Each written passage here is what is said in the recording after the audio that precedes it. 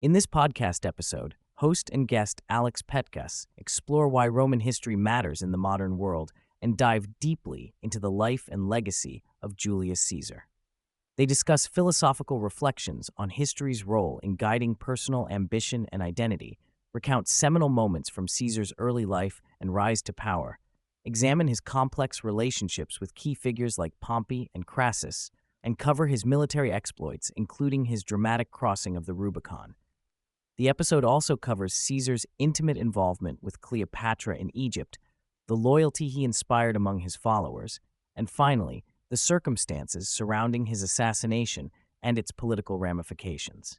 Alex begins by reflecting on Nietzsche's early work on the advantage and disadvantage of history for life, highlighting the risk of history becoming a burden that drains vitality if approached improperly. Nietzsche and his favorite author Plutarch advocate for a monumental approach to history, studying examples of greatness for inspiration rather than merely memorizing facts. History is framed as a source for discovering versions of oneself through emulating admirable figures. The story of Julius Caesar weeping before the statue of Alexander the Great symbolizes this quest for self-realization inspired by exemplary predecessors.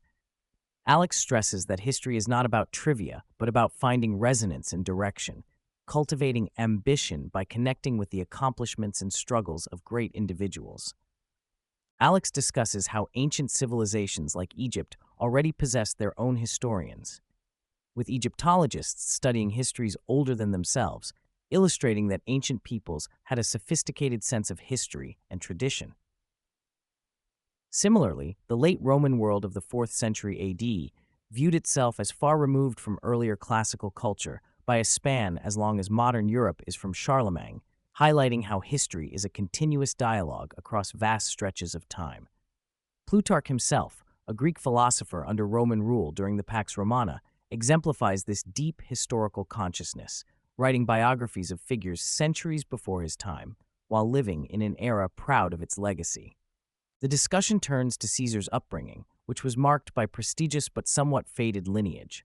His mother's family, the Marii, claimed descent from the semi-mythical king Ancus Marcius, while his father's Julian clan traced back to the Trojan hero Aeneas and the goddess Venus. Despite such noble roots, Caesar grew up in the less respectable Sabine quarter of Rome, mingling with both aristocratic and underworld elements, reflecting the gritty diversity of the city. Caesar's political alignment favored the popularist faction, influenced heavily by his uncle by marriage Gaius Marius, a military hero and populist reformer who championed merit over birthright. Caesar's refusal to divorce his first wife Cornelia, daughter of a populist ally, under Sulla's dictatorship nearly cost him his life, but marked his steadfast loyalty to his political convictions and personal relationships. This defiance established early on Caesar's ambition and independence, a youthful episode that reveals Caesar's blend of charisma, defiance, and ruthlessness is his capture by pirates in the Aegean Sea. He scoffs at their initial ransom demand, raising it to a higher price to emphasize his sense of worth and audacity. During captivity, Caesar treats the pirates with contempt, yet engages them intellectually, promising he will return to execute them all. Once freed, he fulfills this grim promise with cold efficiency, a combination of charm and severity defining his character. Before his military fame, Caesar was known for his distinctive style, even daring to wear his toga wrong to provoke and attract attention. His early public career featured aggressive prosecutions of corrupt officials, showcasing his populist stance and commitment to justice, though often more symbolic than successful. Crucially, Caesar was beloved by his soldiers for leading from the front, sharing their hardships, and personalizing relationships by memorizing their names. He was generous with gifts and treated wealth as a tool for political alliances, increasing loyalty and power through reciprocal bonds. The episode illustrates the intense loyalty Caesar inspired through poignant examples. One soldier, Granius Petronius, chooses death over the mercy of enemies, chanting Caesar's code of honor. Caesar's troops demonstrate unwavering endurance during grueling sieges, famously enduring starvation rather than surrender. Caesar's habit of sharing the worst provisions with his men and his swift, nimble leadership earned him not only military success, but enduring devotion. Caesar's political alliances were fraught, yet foundational to his rise.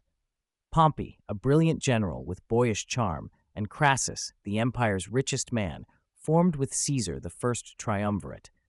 Caesar played the chief broker between the often rivalrous Pompey and Crassus, leveraging their mutual needs to consolidate power, secure legislation, and advance his own career to the consulship. The marriage of Caesar's daughter Julia to Pompey cemented this alliance, blending personal and political ties.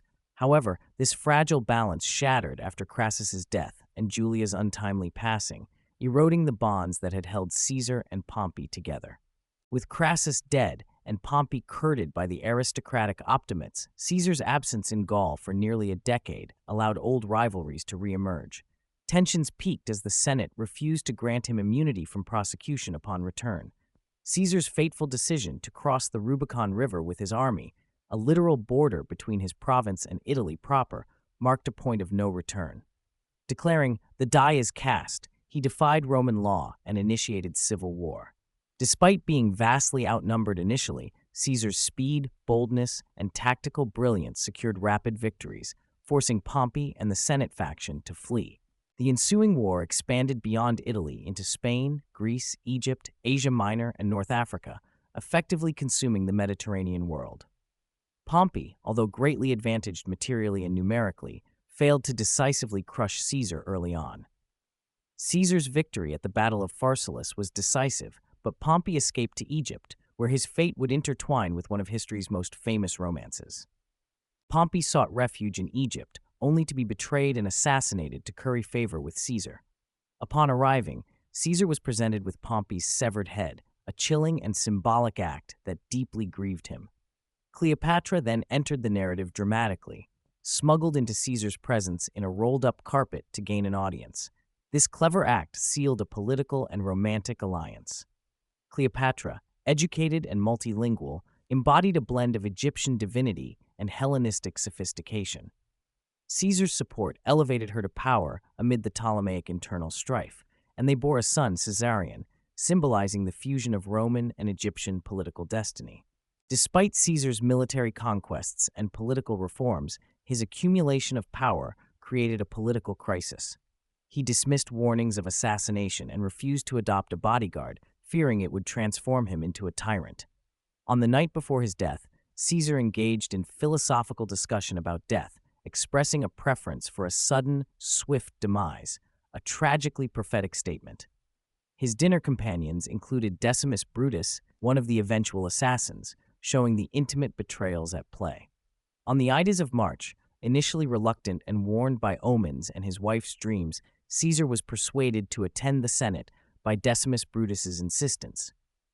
En route, he was handed a warning letter about the plot, but did not grasp its urgency. At the Senate meeting, conspirators, including several of his close allies such as Brutus and Cassius, stabbed him to death under the statue of Pompey, their former ally, and now a symbol of the old republic they sought to preserve. The dramatic assassination shattered the veneer of stability in Rome, accelerating the final demise of the republic. Caesar's enemies saw him as a threat to their honor and republican ideals, believing his near-monarchical power was a betrayal of Rome's traditions. Yet Caesar's vision and reforms had already shifted political norms profoundly. His assassination was regarded as treason by many, but paradoxically, it paved the way for the rise of the Roman Empire under his adopted heir, Augustus. Throughout the discussion, themes of honor, virtue, and the meaning of political power recur. Caesar is portrayed as a man driven by profound ambition and self-awareness, perceiving his success as intertwined with Rome's flourishing. His authority challenged traditional republican notions of distributed honor among elites, concentrating power in one individual, an uncomfortable prospect for his contemporaries. Aristotle's understanding of honor as the highest external good contextualizes Roman elites' dilemma, torn between allegiance to tradition and the realities of Caesar's groundbreaking leadership. Alex highlights the complexity of Caesar's character and times, a charismatic populist reformer, brilliant general, and political operator whose personal loyalty coexisted with ruthless pragmatism. The Roman elite's decision to assassinate him was born of genuine conviction as well as fear of losing agency and honor. Their act, though catastrophic, reflected a deeply held belief in a political ideal that was rapidly eroding. The episode underscores the enduring human struggles around power, loyalty, and the tension between individual greatness and collective governance.